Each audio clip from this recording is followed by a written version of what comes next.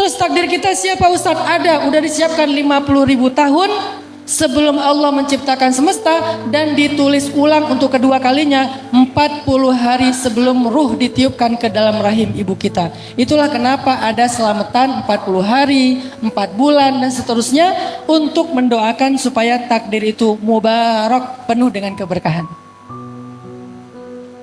Jadi udah ditulis sebelum kita lahir, udah ditulis sebelum semesta diciptakan, dan kita punya jodoh kita, dan itu yang terbaik dari Allah. La tayasu, la tahzan. Jangan berputus asa, jangan khawatir. Udah ada jodohnya masing-masing, udah ada jatah rezekinya masing-masing. Sehingga kalau misalnya kita berdagang nih ceritanya dalam mencari rezeki, orang yang percaya kepada takdir nggak akan curang.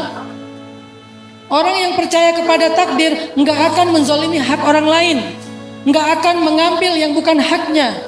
Orang yang percaya kepada takdir, beriman kepada takdir, nggak akan khawatir kalau di jalan itu ada 1000 pedagang yang sama. Kenapa? Sebutir beras pun nggak akan ketukar. Lalu kenapa kita dengki sama teman kita yang mungkin tiba-tiba hari ini rame, besoknya giliran yang lain? Bukankah semuanya watilkal ayyam nudawiluha bainan nas? Bukankah setiap hari itu Allah mempergilirkan di antara manusia? Maka kenapa hasad? Kenapa dengki? Kenapa jadi menggosipi teman kita yang punya kelebihan rezeki dibandingkan kita? Sebutir beras pun gak akan ketukar. Sebutir padi pun gak akan ketukar. Terus kenapa harus mencari yang haram? Kenapa harus menghalangi hak orang lain? Kenapa harus menjelek-jelekan dagangan orang lain? Kenapa harus dengki dan menghina orang lain? Apakah dengan begitu kita merasa bahwa kita akan mendapatkan lebih dari dia? Enggak akan ketukar walaupun kita menghina dia. An-nas kata Nabi, "Law ijtama'u ala ayyadurruk lan yadurruka illa bima kataballahu alaik. Walau ijtama'u ala an yanfa'uk lan yanfa'uka illa bima kataballahu lak."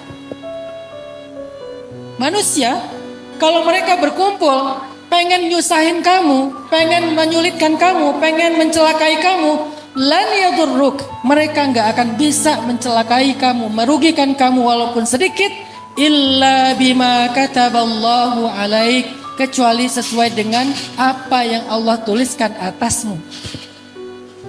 Jadi kalau ada orang yang semuanya ngejelek-jelekin kita, terus kita kayak jadi insecure, ada nggak ya laki-laki yang mau sama saya? Setiap yang datang belum masuk ke gerbang rumah udah jelek-jelekin sama tetangga. Awas di situ ada anjing galak. Awas mertuanya atau ibunya, ayahnya itu orangnya galak banget. Orang tuanya itu arogan, orang tuanya itu pemarah, temperamen. Awas perempuan itu orangnya nggak bisa dipercaya. Semua manusia menjelek-jelekan kita, lan yadurruk, nggak usah khawatir. Itu tidak akan membuat kita jelek di mata Allah atau di mata orang yang akan menjadi jodoh kita, kecuali dia memang bukan jodoh kita. Nggak ada yang bisa merubah, teman-teman. Sehingga ayat ini, hadis-hadis tadi ngajarin orang beriman itu harusnya orang beriman itu punya yang namanya aman, iman aman hasilnya. Karena dia beriman, dia ngerasa aman. Gak merasa terusik, gak merasa khawatir, gak merasa galau. Tidak menjadi orang yang larut dalam humum atau hammun, tidak juga dalam hazanun. Tidak sedih dan tidak khawatir. Kenapa? Karena dia beriman kepada ketetapan Allah.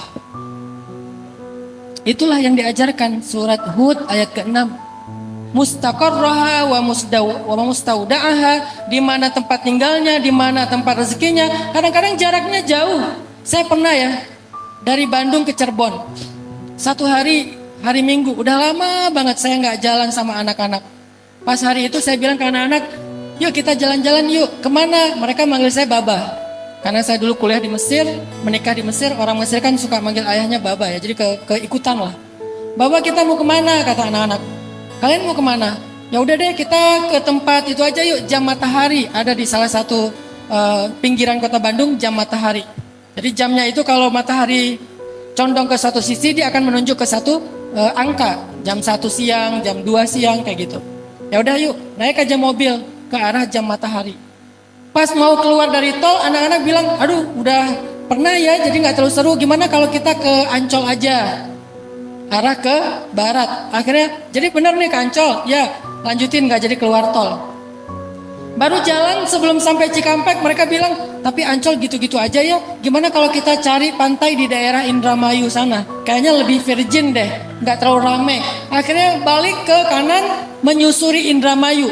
Nyari pantai, berhenti nggak ada yang bagus, berhenti nggak ada yang cocok. Akhirnya sampailah sore-sore kita di Cirebon, nyari empal gentong. Kebayang nggak dari Bandung nyari empal gentong ke Cirebon, mutar dulu ke Cikampek, dan dulu belum ada Cipali. Jadi lewat Pantura sampai ke Cirebon. Di Cirebon kita nggak sengaja mampir di sebuah warung yang ada di pinggir jalan. Di antara sekian banyak warung, pas mampir orang yang punya warungnya curhat. Untungnya waktu itu saya belum main sosial media, jadi dia nggak minta foto.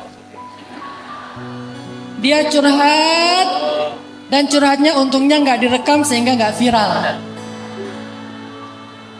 Dia curhat bilang apa? Ustadz, Pak, waktu itu kan nggak kenal ya. Pak, makasih ya udah mampir. Dari pagi nggak ada yang datang ke warung kami. Akhirnya karena dia curhat saya nggak tega. Selain saya makan bareng keluarga, saya bungkusin yang banyak supaya dia senang. Maka saya belanja lumayan banyak di situ. Kemudian kita lanjutkan perjalanan sampai di Bandung lagi, udah menjelang tengah malam. Hanya untuk makan empal gentong di Cirebon. Mustaqarraha wa mustauda'aha. Begitulah cara Allah. Pernah juga saya di mall. Di mall itu saya kayak mau lagi keluar dari mall, mau pulang. Tapi salah ngambil jalan keluar. Pas saya salah ngambil jalan keluar, harusnya pintu utara, saya malah ke pintu barat. Saya ngelewatin satu toko di pojok banget. Dia lagi jualan kayak kaos-kaos cowok gitu yang ada tulisan-tulisan tentang sahabat Nabi, kata-kata bijak. Pas saya lewat, ini bagus nih kaosnya. Akhirnya saya belanja di situ. Saya berpikir, tempat dia itu nggak strategis, ada di pojok. Tapi bagaimana cara dia mendapatkan konsumen? Allah mendatangkan konsumen ke tempat dia dengan cara salah milih jalan keluar dari mall. Mustaqarraha wa mustauda'aha. Rezeki kayak gitu. Sering banget saya ngalamin. Saya pernah jalan ke daerah Bengkulu. Ada acara tablik akbar di Bengkulu. Tapi bukan di kota Bengkulunya, agak di pedalaman sekitar 5 jam lah dari kota Bengkulu. Terus pas saya pulang, panitia nanya, Ustadz mau makan di restoran mana? Saya bilang, jangan restoran boleh nggak? Saya pengen makan makanan lokal di warung-warung kecil aja. Saya lebih suka makanan lokal daripada restoran yang udah mewah. Oh boleh Ustadz, nanti kita mampir aja di mana Ustadz berkenan. Jalan, tiba-tiba kita mampir di sebuah warung makan yang makanan Padang. Dan itu agak gede warung Padangnya. Pas mampir depan warung Padang, kita keluar dari mobil, saya ngeliat warungnya. Kalau warung Padang ada di mana-mana ya. Saya di Bandung juga udah pernah. Akhirnya saya belok sedikit ke sebelah warung Padang, ada warung kecil makanan lokal. Saya masuk ke situ. Ini kejadian setahun yang lalu. Pas saya masuk, mereka langsung pada gini. Saya langsung sebagai orang yang sering diajak foto langsung punya feeling. Kenal ini, kayaknya kenal ini. Dari mimiknya, dari gaya-gayanya nih kayaknya kenal. Pada gini-gini. Akhirnya saya duduk, topi saya giniin, gini aja. Terus pas saya ngomong, tuh kan kata mereka, ketahuan gara-gara suara saya. Akhirnya kata mereka, Ustaz Nanan ya. Lama-lama mereka bilang, Ustadz, salah satu yang kerja di situ, waitersnya dia bilang gini, Ustadz, udah setahun saya istighfar berdoa supaya Allah mempertemukan saya dengan Ustadz. Setahun dia istighfar, dia ada di sebuah pelosok jalur lintas provinsi, warungnya kecil, parkirannya sempit, justru warung yang besar itu di sebelahnya, parkirannya luas. Dan waktu itu saya ditawarkan panitia untuk makan di sebuah restoran yang lain. Saya bilang saya pengen yang makanan lokal aja. Dan tak kenapa berhenti di situ, ketemu dengan dia. Dia bilang ini adalah cara Allah menjawab doa saya. Ustadz nyasar di warung saya. Akhirnya setelah selesai makan, pasti foto-foto tapi makanan gak diskon.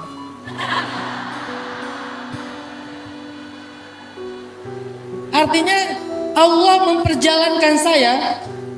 Subhanalladzi asra. Allah memperjalankan saya karena doa dia, bukan karena kesolehan saya. Dianya yang soleh. doanya yang mustajabah, istighfarnya yang tulus sehingga Allah perjalankan saya. Padahal mustaqarrahanya ada di pelosok Bengkulu, sedangkan mustaudaahanya ada di Bandung. Bayangin, mustaqarraha di pelosok Bengkulu, mustaudaah di Bandung. Tapi Allah pertemukan semuanya fi kitabim mubin. Dan kejadian itu sering saya alamin. Mungkin sempat viral juga di YouTube seorang tukang Gojek kan yang istighfar selama setahun, pengen ketemu sama Ustadz Hanan katanya.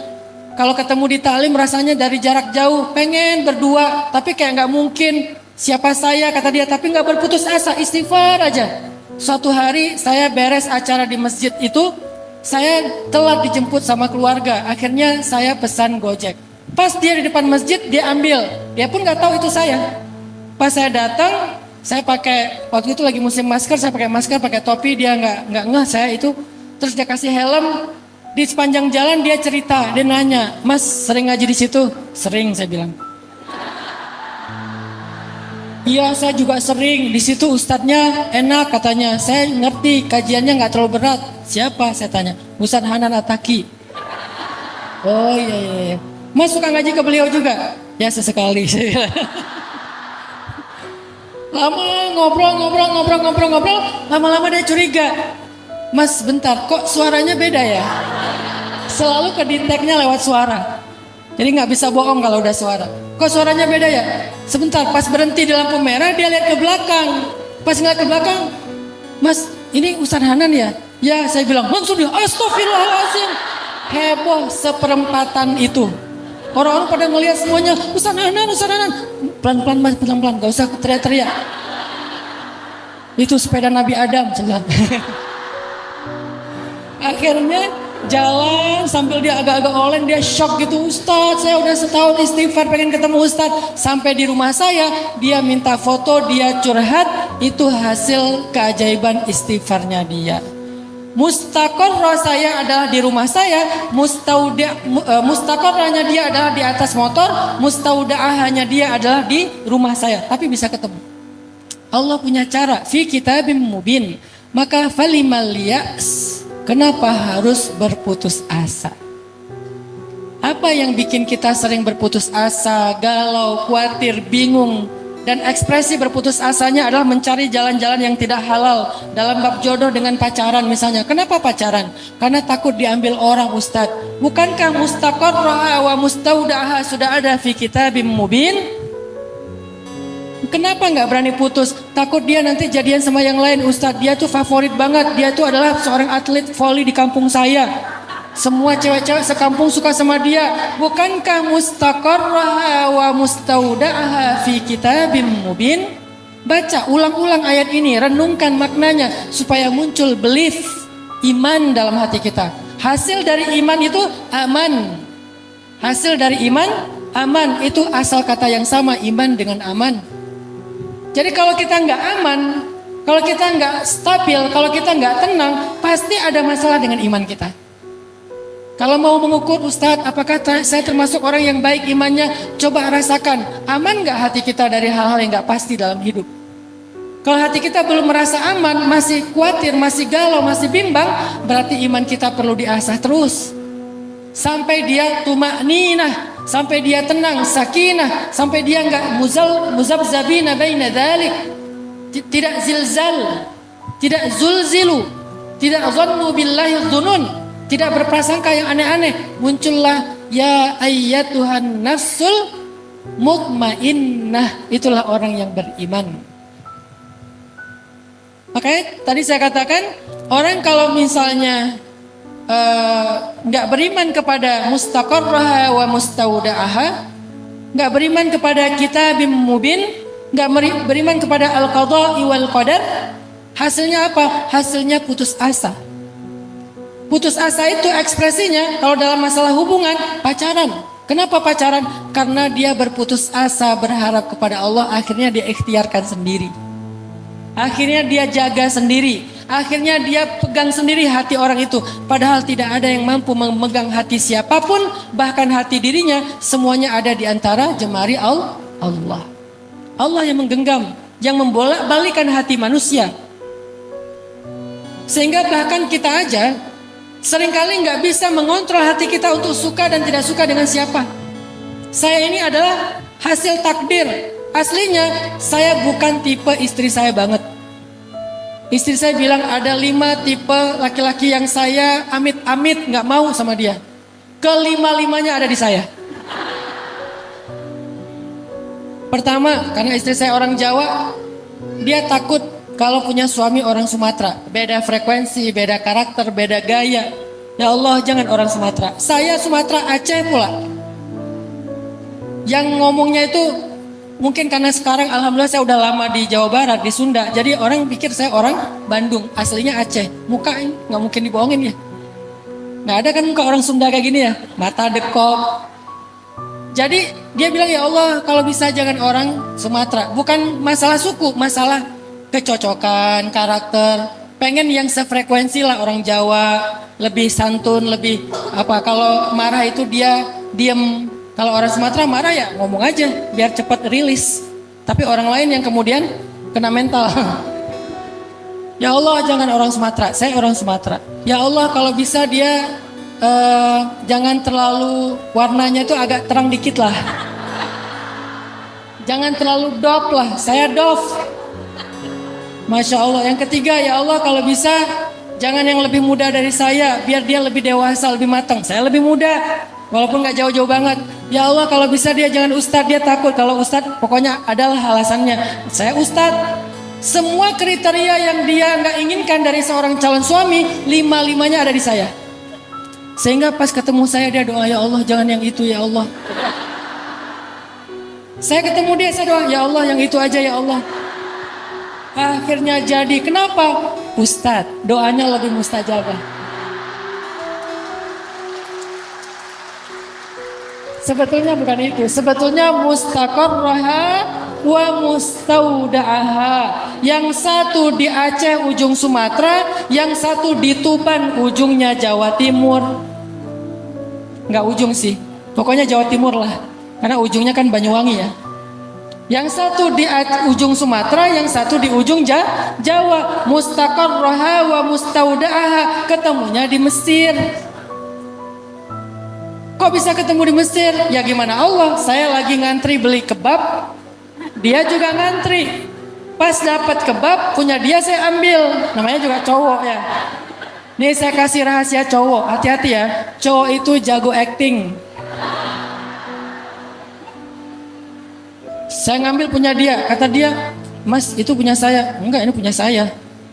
Enggak, itu punya saya. Enggak, punya saya. Kan kamu dengan saya sama. Lagi ngantri beli kebab, akhirnya kenalan, akhirnya jadi lanjut. Saya telepon orang tuanya di Tuban. Pak, saya pengen ngelamar anak bapak. Oh, saya terserah anaknya. Kalau anaknya sih setuju Pak, udah oke. Padahal dia juga belum jawab. Alhamdulillah akhirnya selesai. Dipermudah oleh Allah menikahnya pas lagi haji di Mekah. Sebulan persis setelah kejadian musibah tsunami di Aceh, ibu saya meninggal dalam tsunami, keluarga saya banyak yang meninggal dalam tsunami, dan Allah sebulan kemudian mengganti keluarga baru untuk saya dari Jawa. Menikahnya di Masjidil Haram, beres semua rangkaian haji, karena nggak boleh menikah lagi ihram. Udah beres haji semuanya, menikah, istri masih di Mesir, saya di Mekah, ketemu calon mertua saya di sana. Setelah akad baru saya telepon dia, yang kita udah halal. Itu namanya menikah LDRan, menikah online. Jadi artinya, Bapak Ibu teman-teman sekalian, moral of the story, mustaqarraha wa mustaudaha fi kitabim mubin. Allah yang udah mengatur semuanya. Fala tayasu, nggak usah khawatir. La tahzanu, nggak usah khawatir, nggak usah bingung. Serahin aja sama Allah dengan ikhtiar terbaik kita. Kalau gitu kita nggak perlu ikhtiar Ustaz. Perlu. Kenapa? Ada seorang sahabat bertanya kepada Nabi dalam hadis riwayat Tabrani. Kata dia gini, ya Rasulullah, apakah semua perbuatan kita sudah dicatat dalam takdir? Kata Nabi, ya. Kalau gitu kenapa kita beramal ya Rasulullah? Kata Nabi, beramallah kalian karena segala sesuatu itu dimudahkan kepada apa yang dia lakukan.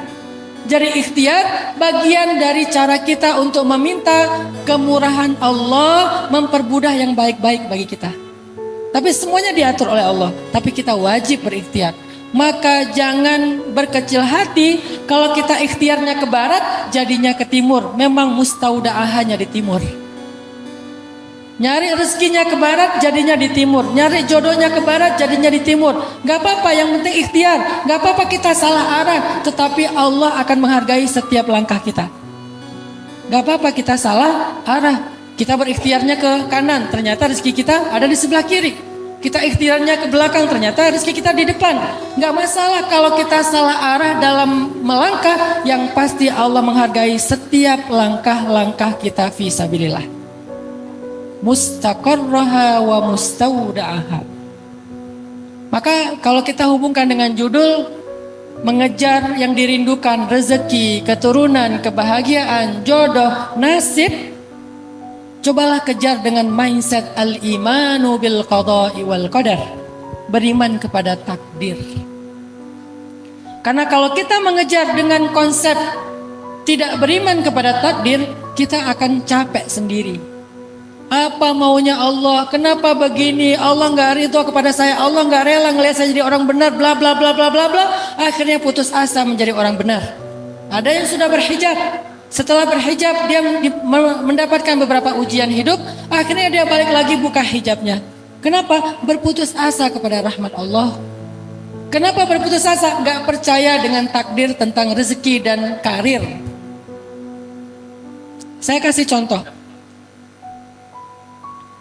Tahun 2015, waktu itu saya masih punya usaha kecil-kecilan kayak jual pulsa, bikin penerbitan buku kecil-kecilan di rumah. Waktu itu usaha saya lagi drop, sehingga penghasilan saya paling sebulan 2 juta, 3 juta, dan selalu habis untuk kebutuhan sehari-hari. Udah lama saya nggak megang uang lebih dari 2 juta atau 3 juta. Tiba-tiba suatu hari ada sebuah project, saya dapat untung 15 juta cash. Begitu saya dapat uang untung halal 15 juta, saya bahagia banget. Alhamdulillah bisa megang uang 15 juta, mau ditabung, mungkin bisa dipakai untuk beli ini dan itu. Baru seminggu saya megang uang 15 juta, tiba-tiba saya sakit kena DBD, harus dirawat di rumah sakit. Karena saya ngerasa punya uang cash, akhirnya saya di rumah sakit pengen dirawatnya tuh yang nyaman. Saya pilih kamar yang sendiri, nggak join sama pasien lain. Biar istri saya bisa nungguin saya dengan nyaman. Biar dia nggak akan sakit setelah ngejagain saya. Ada sofa bed buat dia istirahat. Ada kulkas buat nyimpanin makanan buat dia. Yang nyaman lah walaupun sedang sakit. Supaya istri saya bisa ngerawat saya dengan baik. Setelah beberapa hari dirawat di rumah sakit, saya dibolehkan pulang udah sembuh. Bayarlah tebusan biaya rumah sakit persis 15 juta. Sampai di rumah saya ngelamun aja. Masya Allah, Allah baik banget. Kenapa saya bilang Allah baik banget? Allah tahu seminggu lagi saya mau butuh uang 15 juta untuk berobat di rumah sakit. Karena sakit saya DBD itu udah ditulis di dalam takdir 50 ribu tahun yang lalu. Allah tahu itu, maka untuk memudahkan saya, Allah kasih saya bekal 15 juta dengan satu proyek untuk berobat. Betapa baiknya Allah. Ini orang yang beriman kepada takdir. Kalau orang gak beriman kepada takdir, ngomongnya beda. Apa maumu ya Allah? Kayaknya engkau gak senang ya ngelihat saya happy sebentar. Baru dikasih rezeki 15 juta seminggu, kenapa sih diambil lagi? Tega banget Allah sama saya, Allah zalim sama saya, apa yang kurang dari saya, bla bla bla.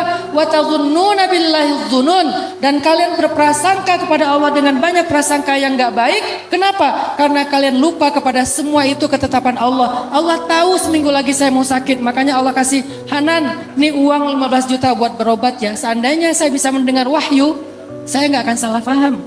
Cuman kan kita gak bisa mendengar wahyu. Lalu bagaimana cara kita memahami maksud Allah? Dengan iman kepada takdir. Kalau enggak kita akan salah paham, ngira Allah itu jahat banget. Ngasih uang 15 juta baru seminggu diambil lagi. Bukan diambil, emang uangnya buat berobat. Uang itu bukan untuk beli motor. Uang itu bukan buat ditabung. Uang itu bukan hak saya. Uang itu adalah anugerah Allah. Karena Allah tahu saya butuh uang 15 juta untuk berobat seminggu lagi. Jadi Allah itu lagi nolongin saya atau lagi jahat sama saya? Lagi nolongin saya. Itulah angle orang yang beriman kepada takdir. Tapi angle orang yang salah paham kepada takdir, yai'as wa yusi'udzan billah, dia berputus asa, dia berburuk sangka kepada Allah, dan itu awal dari keluh kesah hidupnya. Akhirnya dia putus asa, dia bilang, Allah nggak rela saya jadi orang benar nih kayaknya. Susah payah saya sabar cari rezeki yang halal, sekali-kalinya dapat 15 juta, baru seminggu udah diambil lagi. Kayaknya saya harus balik lagi kayak dulu cari rezeki yang tidak halal. Itu orang yang berputus asa. Sehingga Rasulullah SAW dalam hadis riwayat Tabrani juga pernah bilang gini, ini hadisnya sahih, kata Nabi, al-imanu bil qada'i wal qadar yuzilul hamma wal hazan. Iman kepada takdir akan menghilangkan al-hamma wal hazan. Apa itu al-ham? Al-ham itu artinya rasa sedih, trauma, luka, long grieving process, berlarut-larut dalam kesedihan di masa lalu. Itu namanya al-ham, humum. Sedangkan al-hazan, rasa khawatir, rasa bingung, rasa takut, rasa galau, rasa bimbang tentang masa depan. Itu namanya al-hazan. Maka orang yang beriman kepada takdir akan sembuh luka masa lalunya, akan tenang menjalani masa depannya. Yuzilul hamma wal hazan. Itulah kenapa kita diwajibkan beriman kepada rukun iman yang keenam ini, al-imanu bil qada'i wal qadar. Wajib kita beriman. Kalau enggak, maka cacatlah iman kita. Dan itu enggak bisa dipisah-pisah. Beda sama rukun Islam. Rukun Islam kalau ada yang kita nggak bisa amalkan, maka dimaafkan. Misalnya kita nggak bisa haji karena emang nggak mampu. Kita nggak berzakat karena tidak memiliki kelebihan rezeki. Tidak sampai nisab, tidak sampai haul dan seterusnya. Oke, itu rukun Islam. Tapi rukun iman nggak ada satupun yang boleh kita tolak. Semuanya kita ambil. Dan kalau kita kaitkan dengan sifat wajib bagi Allah yang 20, Allah itu kudrat, iradat, ilmun. Allah tahu, Allah mampu, Allah mau. Jadi nggak ada satupun yang terjadi di luar Allah tahu, di luar Allah mampu, di luar Allah mau. Semuanya dalam ketentuan Allah. Itulah al-imanu bil qada'i wal qadar. Sehingga la tahzanu teman-teman tentang jodoh. Jangan khawatir. Ustadz, umur saya udah 27 tahun. Perempuan. Umur saya udah 27 tahun Ustadz, ada nggak jodoh saya Ustadz? Ada, tunggu ya bentar lagi insya Allah. Kenapa Ustadz? Karena Sayyidah Khadijah aja 40 tahun. Ustadz, umur saya udah 30 tahun. Oh, dikit lagi tuh. Ustadz, umur saya udah 35. Bentar lagi tuh. Sabar. Ustadz udah 39. Nah, Ustadz udah lewat 45. Gimana Ustadz? Kan kita bukan Khadijah. Emang kita sesolehah Khadijah. Artinya la tayasu. Ada yang menikahnya baru ketemu dengan jodoh sejatinya di usia 60 tahun. Bisa. Ada yang di usia 25 tahun. Ada yang di usia 50 tahun dan seterusnya. Yang penting jangan khawatir. Ini baru 12 tahun. Aku punya jodoh gak ya? Baru 12 tahun, baru lulus SD. Udah mikirin jodoh. La tahzan. Gak usah khawatir. Jadi apa arti la tahzan? Bukan jangan sedih, dalam konteks ayat itu adalah jangan khawatir. Kalau jangan sedih itu bukan al-hazan tapi al-ham. Ada seorang sahabat namanya Abu Umamah. Dia sering duduk di masjid sambil ngelamun, padahal belum waktunya sholat. Sehingga Nabi datang pada dia terus nanya, "Ya Abu Umamah, mali araka fi masjidin min ghairi waqtis sholah?" Wahai Abu Umamah, kenapa aku selalu menemukan kamu di masjid padahal bukan waktunya sholat? Ada apa ya Abu Umamah? Malham. Apa masalah kamu ya Abu Umamah? Jawaban Abu Umamah, humumun wa duyunun ya Rasulullah. Saya lagi sedih ya Rasulullah. Saya banyak hutang ya Rasulullah. Saya terjebak pinjol ya Rasulullah. Misalnya ya. Humumun wa duyunun ya Rasulullah. Terus Nabi bilang, ala u'allimuka kalimatin. Boleh enggak? Mau nggak aku ajarin kamu satu kalimat, satu doa, nih semacam dikasih ijazah sama Nabi. Kalau kamu baca doa ini di waktu pagi dan petang, Allah akan menghilangkan humummu, sedihmu, dan membayarkan hutangmu. Apa itu ya Rasul? Kata Nabi, Qul Allahumma inni a'udzubika minal hammi wal hazan. wa minal ajzi wal kasal, wa minal jubni wal bukhl, wa min ghalabatid dain wa qahrir rijal. Kata Abu Umamah, setelah saya mendawamkan doa itu setiap pagi dan petang, Allah pun menghilangkan sedih saya dan membayarkan hutang-hutang saya. Artinya apa? Ketika kita punya humum, maka humum itu obatnya di langit bukan di bumi. Ketika kita punya hazan, obatnya hazan itu di langit bukan di bumi. Maka jangan pergi mencari obat di bumi untuk semua penyakit dan keluh kesah hati, jiwa dan mental kita. Carilah di langit. Bagaimana cara cari di langit, Ustaz? Mi'rajlah ke langit. Bagaimana cara kita mi'raj ke langit, Ustaz? Letakkan jidat kita sejajar dengan kaki kita dalam sujud. Itulah mi'rajnya seorang mukmin kepada Allah. Sehingga dengan cara itulah kita mencari obat hati kita. Aku lagi sedih nih, wudu, Allahu Akbar. Salat apa Ustaz? Boleh salat hajat, boleh salat taubat, boleh salat mutlak. Berapa rakaat Ustaz? Bebas, namanya juga mutlak. Allahu Akbar. Salat. Pas sujud, panjangin sujudnya. Doa, Ustaz nggak hafal doanya, nggak tahu bahasa Arab. Ya udah, nanti beres salat baru doa. Karena kan kalau di dalam salat kita ucapkan selain ucapan doa ataupun yang diajarkan oleh Rasulullah dan para ulama, batal salat kita. Maka setelah salat, ya Allah, saya sedih. Barusan saya diputusin dengan cara yang sangat kejam. Dia bilang gini, ya Allah, kita jadi adik kakak aja ya. Saya daripada jadi adik kakak mending jadi musuh ya Allah. Curhat sama Allah, munajat syakawa wa tashtaki ilallah. Khawlah bintu Sa'labah ditolong oleh Allah karena suka curhat kepada Allah, dan curhatnya direkam di dalam surat curhat. Apa surat curhat? Ada nggak surat curhat dalam Al-Quran? Ada, namanya suratul mujadalah atau mujadilah. Itu surat curhat. Ayat pertamanya tentang curhat. Qad sami'allahu qawlan lati tujadiluka fi zawjiha wa tashtaki ilallah wallahu yasma'u tahawurakuma. Sama Allah, ilmun sama, Allah mendengar. Jadi obatnya di langit, minta sama Allah. Akhirnya Allah hilangkan humum, Allah hilangkan hazan, Allah hilangkan segala keluh kesah di hati kita. Tapi modalnya iman kepada Allah. Ada orang yang sudah berdoa tapi belum hilang humum dan hazannya karena tidak beriman kepada takdir Allah. Gak beriman kepada pengaturan Allah. Gak beriman bahwa Allah itu sayang sama kita. Allah itu dasarnya gak tegaan sama kita. Apa arti gak tegaan dalam bahasa Arab? Ra'fah. Dan sifat Allah atau nama Allah itu Ra'ufun, maha tidak tega. Rahmanun, maha pengasih. Apa arti maha pengasih? Gampang kasihan. Rahman, gampang kasihan, nggak tega. Udah Rahman, Rahim, Raufun. Coba kurang apa Allah itu sama kita? Dasarnya gampang kasihan, dasarnya sayang banget, dasarnya nggak tega sama hambanya. Lebih daripada sayang, nggak tega dan kasihan seorang ibu kepada putranya. Allah lebih dari siapapun. Kalau Allah kasih sayang kepada kita lewat manusia, itu cuma 1/1000.000 dari 1 bagian kasih sayang yang dibagi rata. 99 disimpan Allah khusus untuk hamba-hamba yang Allah kehendaki. Jadi dasarnya Allah itu kasihan sama kita.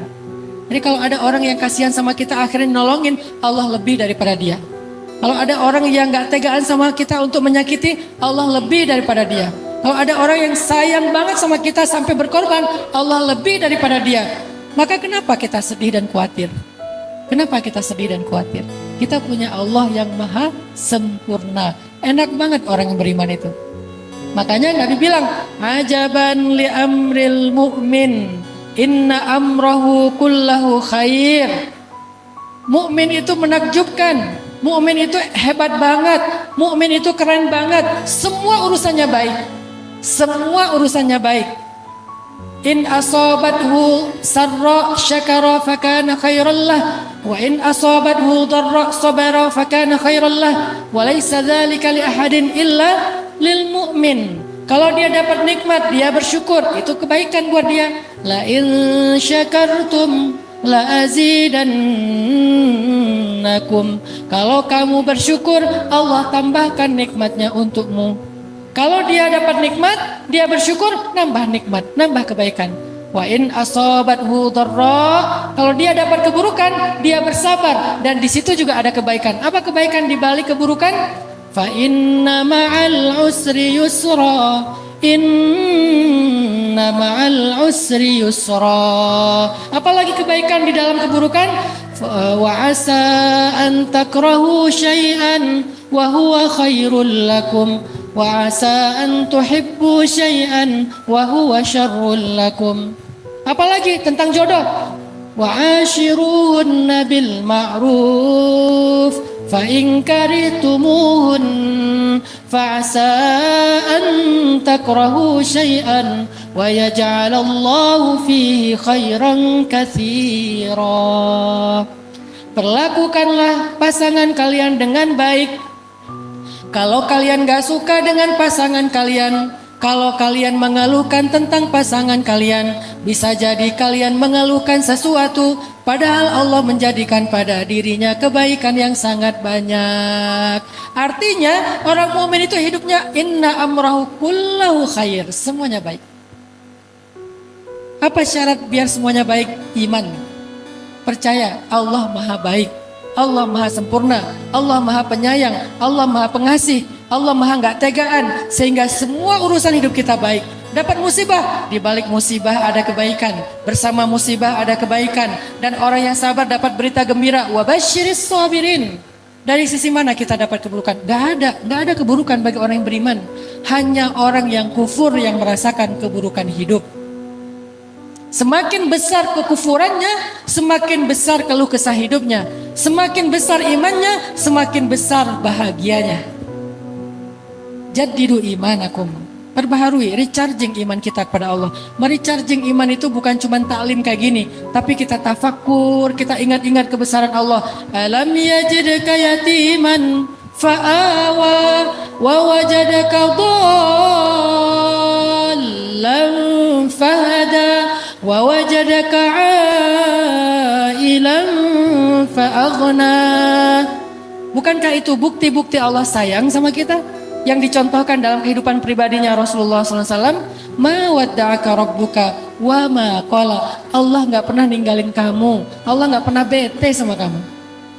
Teman kadang bete sama kita, pasangan kadang bete sama kita, orang tua kadang bete sama kita, tapi Allah wa ma qala, gak pernah bete sama kita, gak pernah. Terus kenapa ada ujian musibah dalam hidup saya, Ustadz? Musibah ataupun ujian bukan tanda Allah bete. Kalau Allah marah, Allah gak ngasih ujian dan musibah, Allah ngasih azab. Dan itu hanya berlaku kepada orang kufur. Orang mukmin tidak mendapatkan azab. Orang mukmin mendapatkan ujian ataupun musibah yang fungsinya cuma dua, untuk mengangkat derajat atau menggugurkan dosa. Dan dua-duanya bukti Allah sayang, bukan bukti Allah marah. Ada hambanya berdosa, Allah gak mau dia nanti susah di akhiratnya. Karena di akhirat itu menebus dosa lebih susah daripada di dunia. Sementara amal ibadahnya kurang untuk membayar dosanya. Sehingga Allah kasih demam, Allah kasih sakit gigi, Allah kasih ujian, tertusuk duri jarinya. Apa fungsi semua itu? Untuk menggugurkan dosanya. Berarti Allah sayang sama dia. Sama kayak seorang dokter ketika sayang sama pasien, atau ibu ketika sayang sama anak yang lagi sakit, dikasih obat walaupun obatnya pahit. Jangan bilang ibu saya emang marah sama saya dikasih satu minuman yang pahit banget.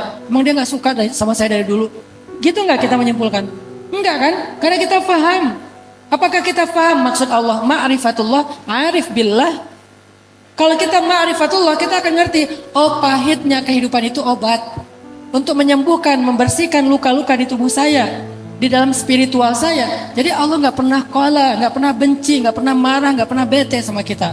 Ma wadda'aka rabbuka wa ma qala. Allah gak pernah nge-live kamu, unfollow kamu, unfriend kamu, ninggalin kamu sendiri, apalagi bete sama kamu. Allah gak pernah.